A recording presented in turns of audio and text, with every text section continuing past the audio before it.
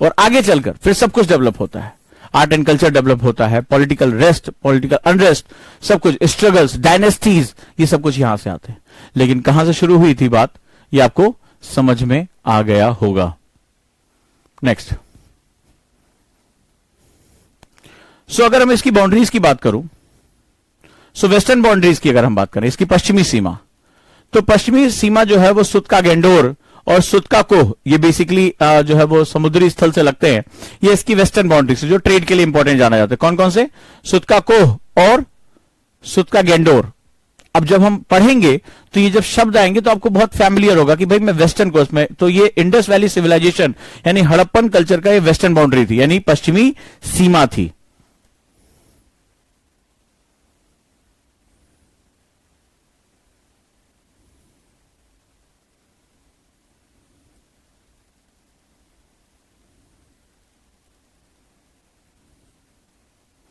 अब सुखदीप ने पूछा है कि how economics link up to the politics. लिखो ये क्वेश्चन, डायरी में लिखो।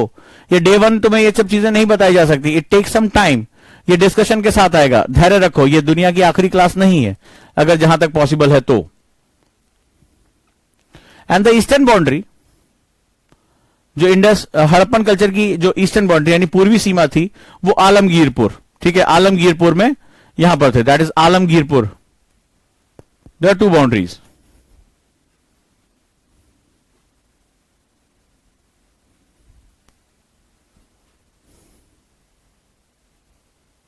चलो, so we are discussing about the stages of Indus valley civilization. क्या एक सिविलाइजेशन एक झटके में पैदा होता है? नहीं, इसके कुछ चरण होते हैं। Civilization is related to the development. जो हमारा सभ्यताएं होती हैं वो विकास के क्रम में चलती हैं। मैंने विकास के बारे में बताया था, डेवलपमेंट के बारे में बताया। Develop is not always the positive word, it's also a negative word, because there are lot of theories related to the Indus Valley civilization. So development का मतलब होता है अपनी स्थिति को छोड़कर आगे बढ़ जाना, प्रसार होना, ठीक है, वो चाहे पॉजिटिव हो चाहे निगेटिव हो, तो डेवलपमेंट के रूप में हम देखते हैं। तो civilization also related to the development, यानी ये प्रोग्रेसिव होता है, अपने स्टेज से निकलता है। तो अगर इंडस वैली सिविलाइजेशन की बात करें तो देयर आर 3 टाइप स्टेजेस, लिखो। सिंधु घाटी सभ्यता के चरण, विकास के चरण, stages of Indus valley civilisation.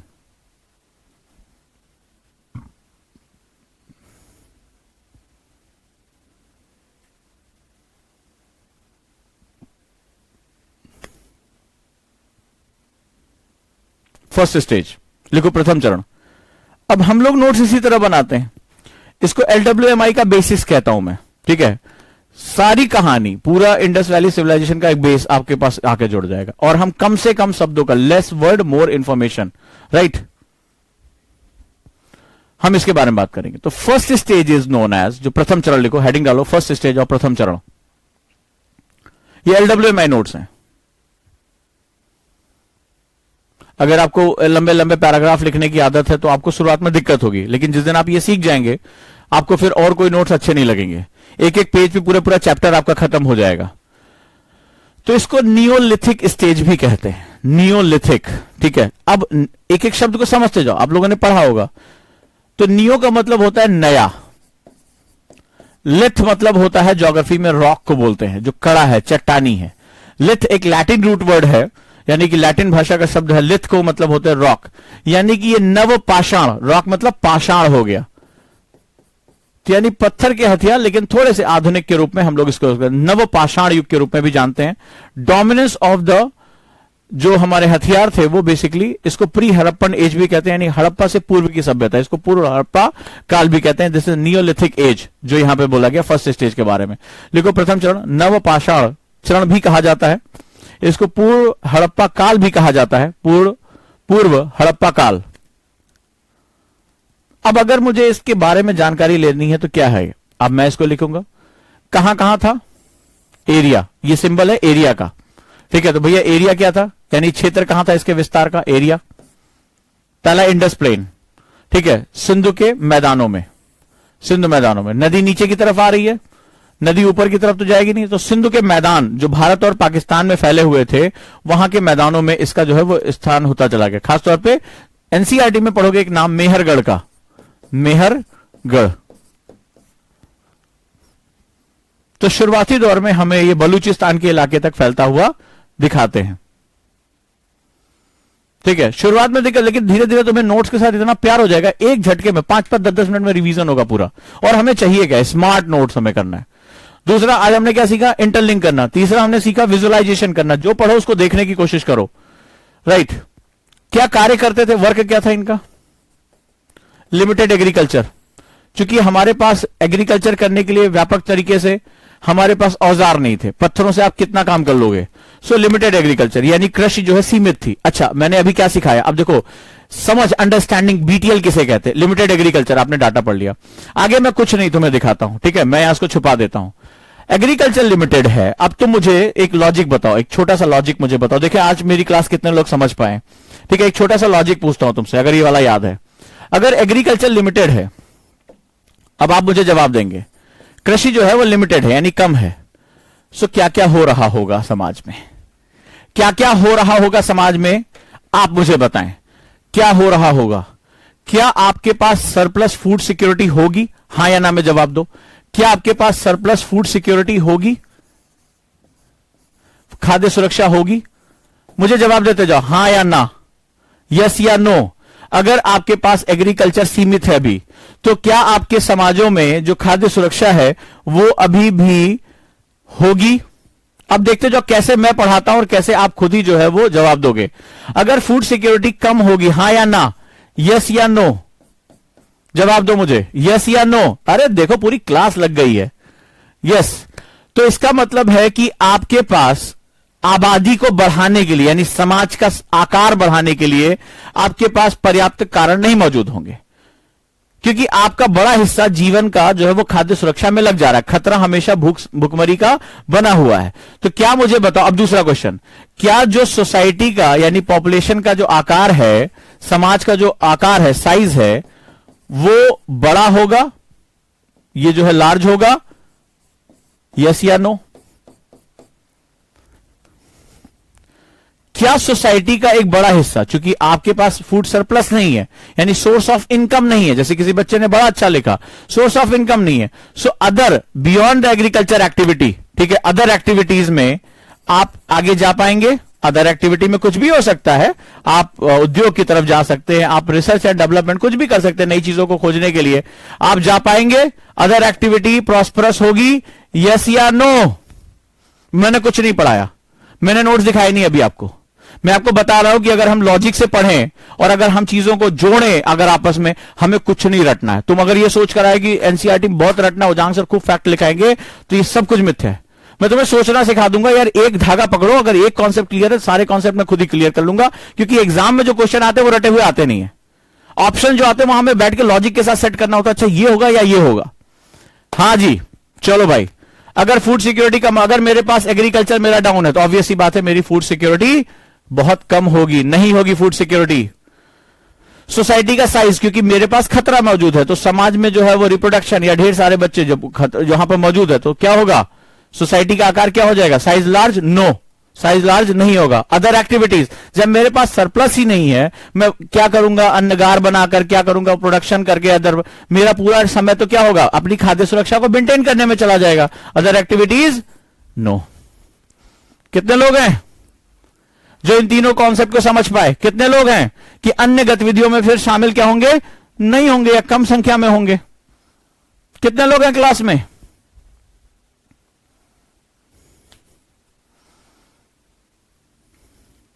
Yes या नो? कॉन्सेप्ट क्लियर हुआ? बताएं, जोड़ना सीखिए नई चीज के साथ। मैपिंग कितनी पावरफुल हो सकती है और हिस्ट्री में भी मैपिंग हो सकती है, ये सब मैं आपको आज नया बताने जा रहा हूं। जब भी मैं हर बैच में कुछ नया लेकर आता हूं तो यही कोशिश करता हूं कि आपको कहां चैलेंजेस आ रहे हैं। मजा आया? अब चले नोट्स खोल लें। अभी तक आपने नोट्स नहीं पढ़ा, लेकिन देखते हैं क्या होता है। चले? अच्छा, एग्रीकल्चर भी जो होगी वो क्या बहुत प्रॉस्परस एग्रीकल्चर, मतलब जो अगर कम एग्रीकल्चर भी हो रही है उसमें विविधता बहुत ज्यादा पाई जाएगी, डायवर्सिटी पाई जाएगी, ये सीमित होगी, बहुत ही कम संख्या में जो है एग्रीकल्चर, और बहुत ही विविधता यानी डाइवर्सिटी उसमें कम होगी, कुछ ही फसलें होंगी जिस पर हम काम करेंगे। क्लियर है? डन? अब चलो देख लेते हैं, हो सकता है मैं सही हूं या गलत हूं। चलो भैया, लिमिटेड एग्रीकल्चर,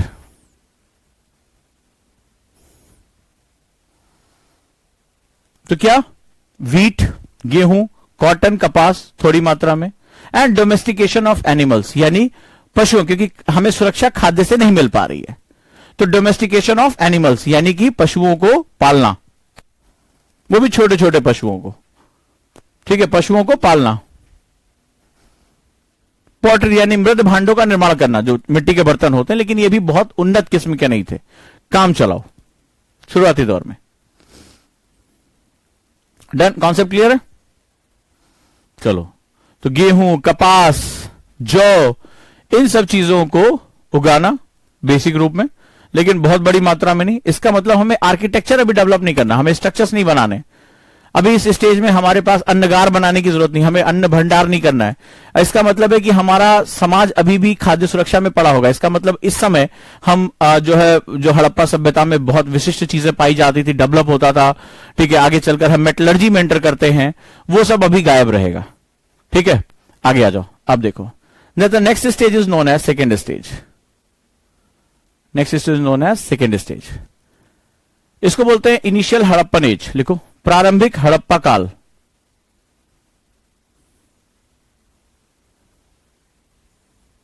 (3500 से 2600 BC), 3500 to 2600 before Christ BC. Hindi में नोट्स लिखा है, लिखा तो रहे बाबा, कैसे लिखा है? निखिल पांड्या, प्रारंभिक हड़प्पन काल। हिंदी इंग्लिश मेरी क्लास में कोई दिक्कत नहीं आती। चलिए, प्रारंभिक हड़प्पन काल। बीसी का मतलब होता है बिफोर क्राइस्ट। अभी इसके बारे में जब क्लास में आओगे तो तुम्हारे रोंगटे खड़े हो जाएंगे जब इसकी कहानी सुनोगे। अभी फिलहाल इसको लिख लो, जब बीसी की कहानी बताऊंगा कि क्या था, जब आपको यह पता चलेगा जो आप इतिहास पढ़ रहे हो आपका है ही नहीं है, तो उस दिन पैर के नीचे जमीन खिसक जाएगी कि आपको जो पढ़ाया जा रहा है वो किसी और ने बताया है, तुम्हें बताया कि इसी तरह तुम्हें पढ़ना है। तो ईसा मसीह से सब कुछ शुरू हो रहा है, क्राइस्ट यानी ईसा मसीह के लिए इस्तेमाल किया जा रहा है। तो चलो अभी सुबह सब सवालों के जवाब मिलेंगे, लेकिन धीरे धीरे। अब क्या हुआ, लोगों को अपने कृषि क्षेत्र का विस्तार करना था, तो मैदान की तरफ जाएंगे। मैदान क्यों? Why people move toward plains. लिखो, लोग मैदानों की तरफ जाने लगे, नीचे की तरफ आने लगे। अब रीजन पता है, ऊपर क्यों नहीं जा सकते? पहाड़ी इलाका है, एलिवेशन है, वहां पर मिट्टी नहीं पाई जाएगी। याद रखिएगा, ज्योग्राफी फिर घुसे रहा हूं, अब समझता जाना। प्लेन का मतलब होता है समतल। लोग मैदानों की तरफ समतल एरिया पे जाने लगे। मिट्टी, मैंने अभी आपको बताया था कि मिट्टी जो होती है वो क्या होती है? एग्रीकल्चर का आधार होता है। मिट्टी का आधार जानते हो क्या होता है? एक पॉइंट और जोड़ लेते हैं, ठीक है। मिट्टी का आधार क्या होता है? चलिए, जो सॉइल है इसका जो बेस होता है वो होता है ग्रेडियंट यानी ढाल। ढाल जितनी कम होगी यानी ग्रेडियंट, स्लोप, ढाल जितनी कम होगी मिट्टी उतनी मेच्योर होगी। ज्योग्राफी में हम पढ़ेंगे इसको, फिर ये सारे वर्ड तुम्हें वहां देखने को मिलेंगे, बड़ा मजा आएगा। बोलो अरे उजांग सर ने बेस बता दिया था। स्लोप जितना कम होगा, स्लोप जितना कम होगा, सॉइल उतनी ही मेच्योर होगी। स्लोप के साथ क्या होगा? मिट्टी नीचे खिसक जाएगी। पहाड़ों पर देखो पूरी पूरी मिट्टी नीचे आ जाती है, भूस्खलन हो जाता है, लैंडस्लाइड्स हो जाते हैं। लेकिन आप प्लेन्स में जाते हो तो मिट्टी क्या मिलती है हमें? मिट्टी हमें मस्त दिखाई पड़ती, एकदम बराबर मेच्योर। क्लियर? तो अब मुझे अपनी एग्रीकल्चर को इनहेंस करना है। क्यों? क्योंकि मैं, ये कारण है मेरे सामने आ रहा है। एग्रीकल्चर होगी, फूड सिक्योरिटी होगी, फूड सिक्योरिटी होगी, सोसाइटी का साइज बढ़ेगा, इकोनॉमी डेवलप होगी, अदर एक्टिविटीज में इन्वॉल्व करेंगे।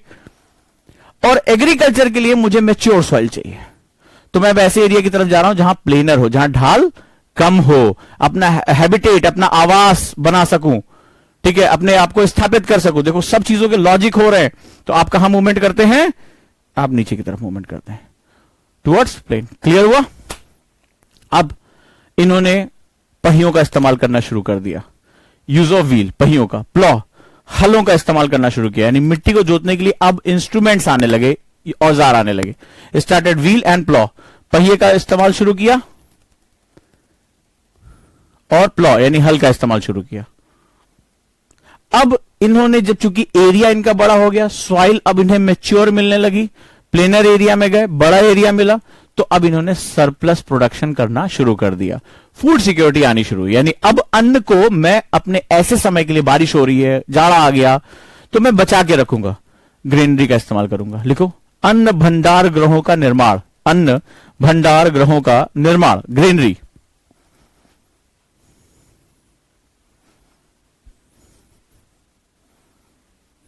और they started to travel long distances, और इन्होंने लंबी दूरियां तय करना, क्योंकि पहिया क्या करता है, फ्रिक्शन को कम करता है, लॉन्ग दूरियां, लंबी दूरियां जाने लगे। अब जब लंबी दूरियां जाएंगे तो आप क्या करेंगे, एक तो एग्रीकल्चर में आपके पास सरप्लस आ गया, 10 किलो गेहूं खाते थे, 12-13 किलो एक्स्ट्रा हो गया मेरे पास, तो अब मैं क्या करूंगा, पहिया हो गया, मैदानी इलाकों में आ गया, मैदानी इलाकों में अब सेटलमेंट करना यानी अधिवास बनाना आसान होता है, पॉपुलेशन वहीं आकर रहने लगी, तो अब मैं ट्रेड करूंगा, व्यापार करूंगा, यानी एग्रीकल्चर के बियॉन्ड एक्टिविटीज में इन्वॉल्व होगा। इकोनॉमी आ गई, लॉन्ग डिस्टेंस ट्रेड, लंबी दूरी का व्यापार प्रारंभ हो गया। आया मजा? एग्रीकल्चर बिकेम प्रॉस्परस, कृषि उन्नत होने लगी, कृषि उन्नत होने लगी।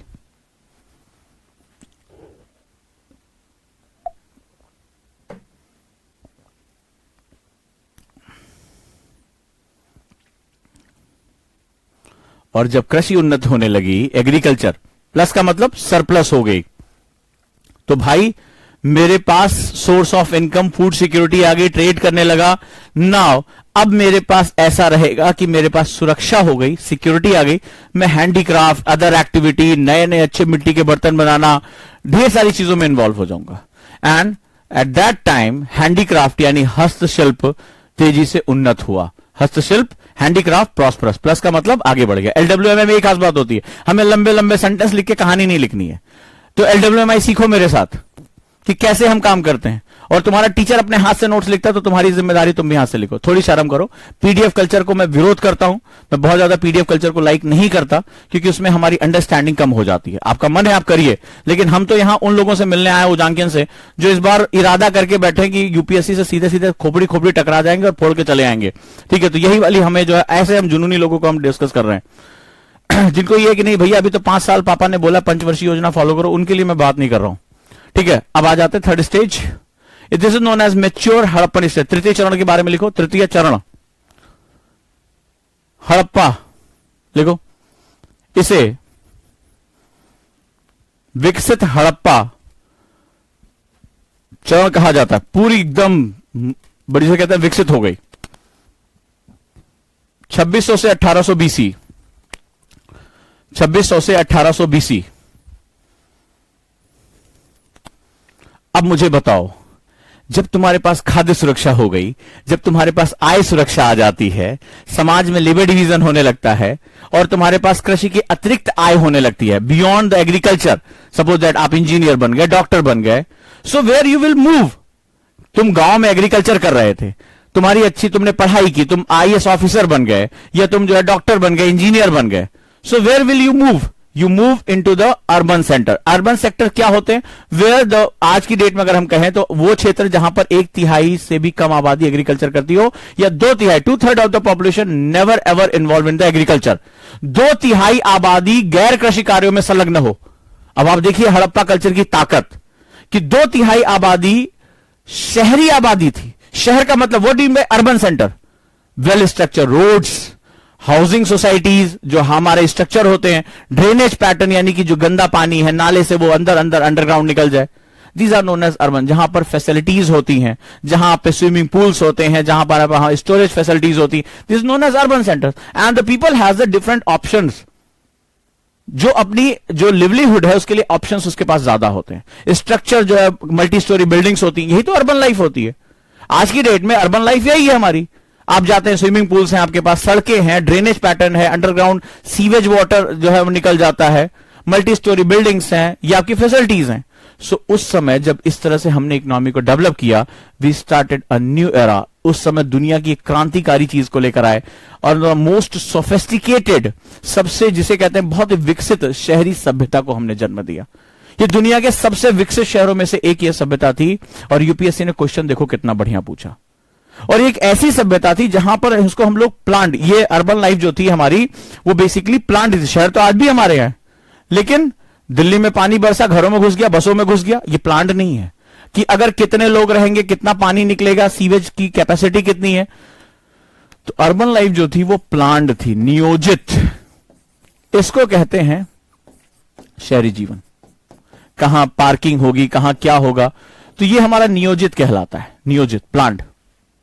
यूपीएससी ने मेंस में क्वेश्चन पूछा कि जिस देश में हड़प्पा जैसा या इंडस वैली सिविलाइजेशन जैसा वेल प्लान्ड अर्बन सिविलाइजेशन थी, जिसे अच्छी तरह से नियोजित शहरी सभ्यता थी, आज उसके शहर इतने गड्ढमड्ढ क्यों हैं? आज हमारे शहरों में पॉल्यूशन, दिल्ली की हालत देखिए, इमरजेंसी लगानी पड़ गई है, सांस है, अनिश्चित काल के लिए स्कूल बंद कर दिए गए हैं, क्लासेस बंद हैं, दिल्ली गैस चैंबर बन गई है, एक दूसरे के ऊपर आरोप प्रत्यारोप हो रहा है, शहरों में भीड़ बढ़ी हुई है, गाड़ियां जो है वो ट्रैफिक जाम में फंसी हुई हैं। यही तो आज हमारा सिस्टम बन गया है, राइट? यही तो हमारा सिस्टम बन गया है। क्वेश्चन मेंस में आया था। अब हड़प्पा को उसने आज के अर्बनाइजेशन से सोचा और कहा कि जो स्मार्ट सिटी आ रहा है वो इसका कैसे सॉल्यूशन दे सकता है। अब सोचिए कि यूपीएससी तुमसे कितनी बड़ी इंटरलिंकिंग कह रहा है। अगर आईएएस तुम्हारे दिलों में जुनून में बसता तो आप अंदाजा लगाओ कि हड़प्पा को उठाया, आज की भारत की समस्याओं से जोड़ा और बताओ स्मार्ट सिटी इसका समाधान कैसे दे सकता है, सॉल्यूशन क्या हो सकता है, राइट? तो ये होता है हमारा सिस्टम। तो अर्बन लाइफ हुआ। अगला, अब जब लोग अर्बन लाइफ में आते हैं, they must have the security of food security, they must have the livelihood security, आजीविका सुरक्षा हो जाती है। Other option beyond the agriculture, कृषि के अतिरिक्त भी हमारे पास ढेर सारे ऑप्शन होते हैं, विकल्प होते हैं। तो फिर हम लोग क्या करते हैं, हम साइंटिफिक टेम्परामेंट को आगे लेकर जाते हैं। आज पूरी दुनिया में अमेरिका जिसके पास खाने के लिए अच्छा खासा, चाइना जिसने अच्छा खासा इकोनॉमी को डेवलप कर लिया, जर्मनी हो गया, ब्रिटेन हो गया, इनकी पर कैपिटा इनकम बहुत ज्यादा है। आप साथ साथ देखो जैसे जैसे इनके समाजों में पर कैपिटा इनकम ज्यादा होती जाती है, इनके जो वैज्ञानिक अनुसंधान है, जो रिसर्च एंड डेवलपमेंट, वो भी ज्यादा है। आज ज्यादा से ज्यादा नोबेल प्राइजेस में आप देखेंगे ज्यादातर अमेरिकन, ब्रिटिश, ठीक है, जर्मन, इनका जो है वो आपने देखा होगा नोबेल प्राइज जिनको मिलता है, इनकी तूती बोलती है, ये सुपर सीडेड है उसमें। तो इसका सीधा सा मतलब है कि वहां पर ये जो सुपीरियर बने हुए हैं, जस्ट बिकॉज ऑफ, इनको ये चिंता नहीं कि आज शाम को हमें सब्जी कहां से लेकर जानी है, आज हमारे घर में खाना बनेगा कि नहीं बनेगा। वेल पेड जिसे कहते हैं, बहुत ज्यादा इनको भुगतान मिला हुआ है। तो जब समाज के पास, याद रखिएगा, अभी मैंने फूड सिक्योरिटी बात की, लिवलीहुड सिक्योरिटी, जब सोसाइटी के पास इनकम सिक्योरिटी आ जाती है, कितनी मस्त बात है, जब सोसाइटी के पास इनकम यानी आय की सुरक्षा आ जाती है, तो सोसाइटी क्या करती है, इंटेलेक्चुअली राइज करना शुरू कर देती है। रिसर्च एंड डेवलपमेंट के साथ साथ नए नए टेम्परामेंट आते हैं। At that time we started uniform measurement, यानी मापन के लिए जो मेजरमेंट करते हैं, हमने सार्वभौमिक मापन प्रणाली शुरू कर दी। सार्वभौमिक मापन प्रणाली शुरू कर दी।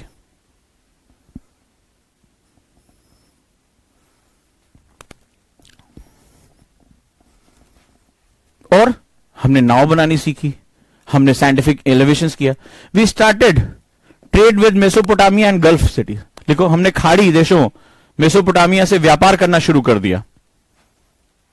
तो ऐसे थोड़े ना होगा, हमें समुद्रों में चलने वाली नाव, वो सॉल्ट वाटर को डील करने वाली नाव, हमारे पास बैंकिंग सिस्टम, सब कुछ हमारे पास था, तभी तो हमने किया। हमने क्रॉप्स को डाइवर्सिफाई किया, गेहूं, चना, सरसों, मटर, हमने ये सब जो गेहूं, मटर और सरसों, ये सब हमने जो है उसमें डेवलप करना शुरू कर दिया।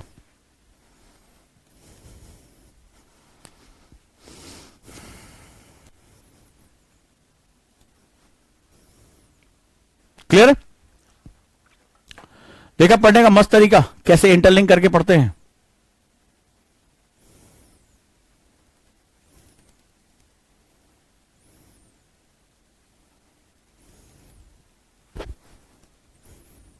लेट्स मूव ऑन, आगे चले हम लोग।